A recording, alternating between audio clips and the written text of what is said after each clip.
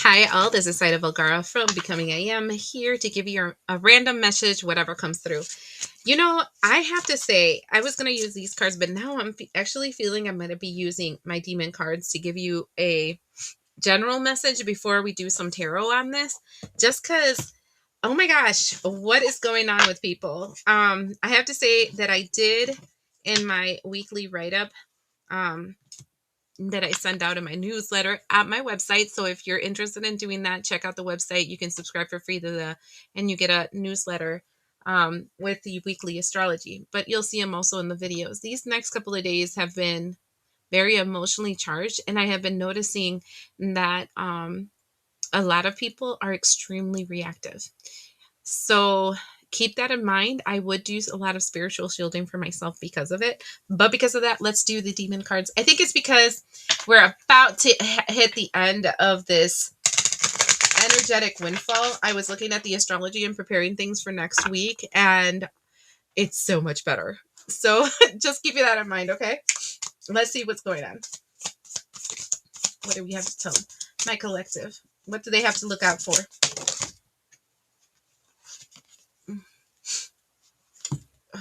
Gosh. Look, it says which is round.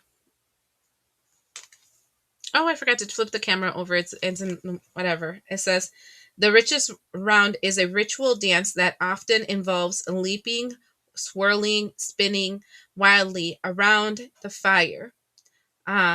Three is a number of power, and the dance is often performed in a set of three. So it's like people dancing around a fire.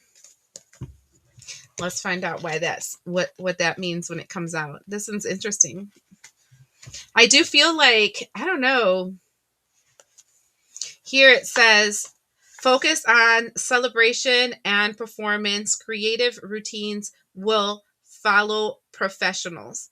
So it's a situation where it's like dance around the problem is what I'm seeing here. It's kind of like the spirits are kind of telling you, yeah, people are crazy, just dance around it, act like if you don't see it and move on. um Definitely feel that energy of people being crazy. So let's find out more on the tarot as to what's up with this. I knew it was going to be something like that. Shut up and look at, I divided the deck, and this the Three of Pentacles with the King of Pentacles. So it's like it's people that you collaborate with, and people that create your stability. So that might be people from work that are being crazy or anything like that. Let's see. Okay, we have the Knight of Swords, Queen of Wands. That's, oh my God, a most terrible combination. And the Ten of Pentacles. I told you it has a lot to do with pentacle energy. This is your material world. And what we're seeing is narcissistic males. Males are in their energy of narcissism, and females are in the energy of explosive, I have to have it my way energy. Oh, look, one card fell out of my hands. Why? Because they're feeling lack. Five of Pentacles. So yeah. So this is usually the Ten of Pentacles can be family. It could also be inheritance, but in this case I feel like it's the your material stability. So it's all the people that normally form that material wealth around you, right? All your friends, all your work colleagues, all these people. You have a lot of people, male energy, people that are really strong in their male energy, because that can be male or female, all presenting themselves in this energy of narcissism, very non-feeling, non-emotional, let's move on. And all the ones that are female, very explosive, I can't believe this is happening, and kind of taking charge. I don't need anybody's help kind of thing. Shut up. Look, the King of Pentacles came out again. And this time is the Three of Pentacles in reverse. You saw me shuffle them. And the Six of Pentacles. This has all to do with your material world. No spirit, no spirit, no emotional. This is just your material world.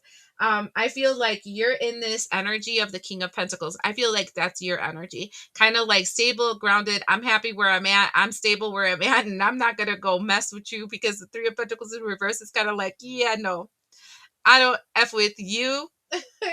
Because you're trying to keep yourself balanced. And that, I think, is super important. Um, we're entering into a very positive energy, right? I did tell you that in the beginning of the reading. Next week feels really good. And I think it's all being triggered by the new moon in Taurus, which is all about, that's the King of Pentacles, right? So as the Taurus moon comes in, all of a sudden you're going to stop messing with these people, and you're going to be like, no, I'm balancing my scales. I'm good where I'm at. I don't need all this mess. So I do feel like something is leaving your life, and what's leaving your life are people that are dramatic. So narcissistic male energy and very explosive female energy. And then we have the Empress card that follows that, with the High Priestess, the Wheel of Fortune. I don't know why I said High Priestess. And the Ace of Swords. This is literally saying that not only will you invalidate masculinity in a way where the Taurus energy is going to bring forth a lot of financial stability, but you're also going to be living, I want to feel like, very in control of your environment and your surroundings. The Empress energy is stable. It's emotionally grounded. It's able to hold its space. It brings abundance in different, more effective ways in your lives, right? And that's what the Wheel of Fortune is kind of demonstrating. And with this energy of the Ace of Swords, like, legit, it's the clear sky is coming through. And that is so interesting, because the beginning of the reading, like the astrology that I wrote up for next week, I literally used that song about gray skies are going to clear up, put on a happy face. It feels like that. The bottom is the Hierophant, the Believers, the World card, with the Seven of Wands, with the Ace of Cups, and the Seven of Swords. Literally, it's telling you right there. First of all, you need to stand firm in your truth and your beliefs. You need to stand strong in what you know is correct for you. You need to believe in what you're doing, how you're doing it moving forward, so that you can close a cycle with this toxic energy that keeps running around you, that game. Seven of Wands is telling you to block all the excessive emotional tears, because here we're seeing two kinds of people. One is that that Queen of Wands, which is the Ace of Cups right here. That's a person that is explosive because they're all hung up on their emotions.